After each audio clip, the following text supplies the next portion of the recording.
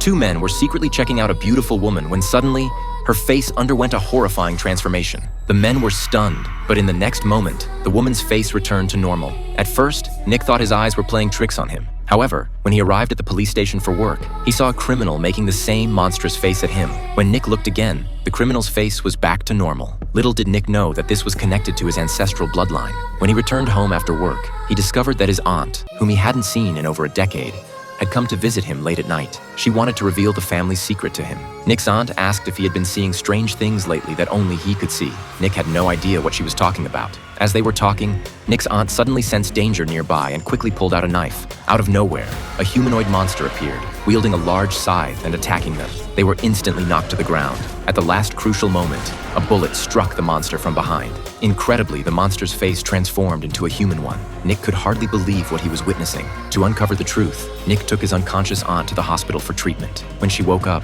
she told Nick that they were descendants of the Grimm family, whose eyes could see things that ordinary people couldn't, the monsters hidden among humans. Initially, Nick was skeptical, but soon he found himself involved in a case of a monster devouring humans. One day, a girl was walking in the park when she was attracted by a doll on the ground. She had no idea of the danger lurking nearby. Suddenly, a monster rushed out, and the girl's screams echoed throughout the park. Nick quickly received a call and arrived at the scene, only to find a severed limb and shreds of red clothing scattered on the ground. The initial assumption was that it was the work of a nearby wild animal, but Nick discovered a human footprint nearby. Soon, the police reconstructed the footprint and deduced that the perpetrator was wearing a pair of Dr. Martin's boots. However, finding the culprit based on this evidence alone was like looking for a needle in a haystack. To the police's surprise, the killer struck again. This time, he disguised himself as a mailman and targeted a little girl wearing red clothes. 2.5 hours later, the police received a report from the girl's family. Nick and his colleague arrived at the scene and learned that the girl had gone missing on her way to her grandfather's house. As they searched for clues along the route, they unexpectedly found the girl's backpack and another footprint at the scene.